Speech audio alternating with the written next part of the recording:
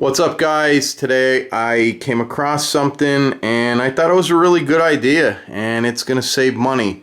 What we have is a set of feeler gauges, Harbor Freight $4.99, and let's take a look at here, because over here on the feeler gauges, this is a complete set of 9-gauge strings, and on this side is 10-gauge.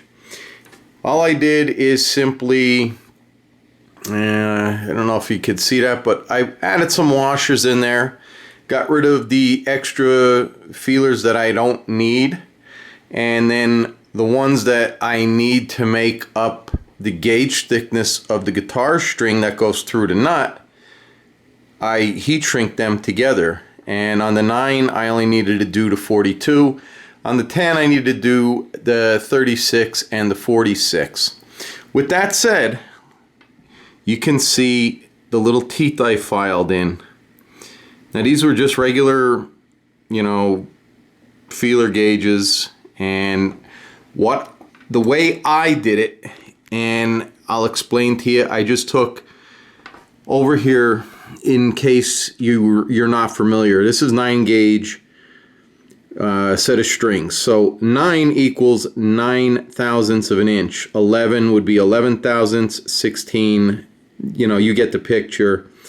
And then your 42, the feeler gauges you would add together would be 20 and 22, which equals 42, which will give you your 42 gauge.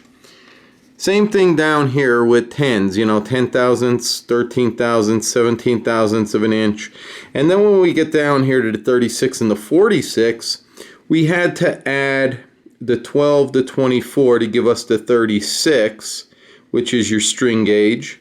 And then for the 46, we had to add the 22 and the 24, which gives you the 46. And by heat shrinking them together, it keeps them together.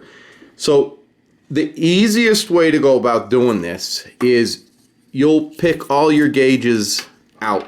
So you'll pick all these numbers from 9 all the way down to 42, and then 10 all the way down to 46.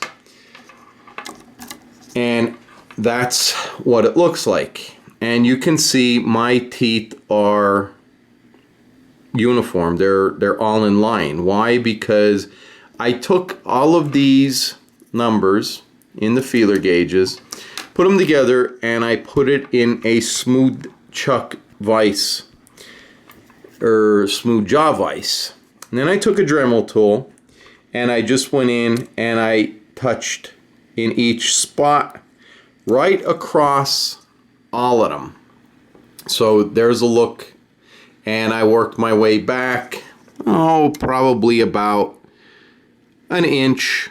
And after I did that, I unclamped them.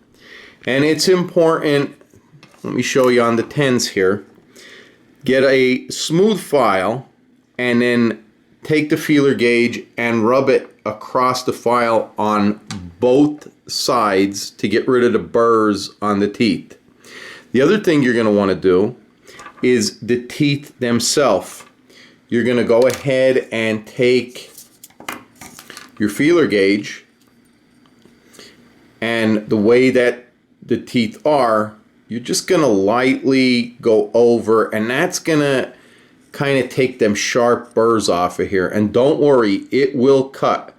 I'm going to give you a shot of a piece of wood that these cut, and they are very sharp. In fact, I had to dull them down a little bit, because if you're cutting a plastic nut or a bone nut or whatever it is, you don't want to go really fast with it. So for $4.99, you'll get the proper width, and you'll be able to cut your own nut if it's a little small or whatever. Perfect solution. Alright, so over here, this was the 9-gauge and this was the 10-gauge, and you can hopefully get a good look at that, but they cut fine. And then when you're all done, it folds up just like a set of feeler gauges. And that's that.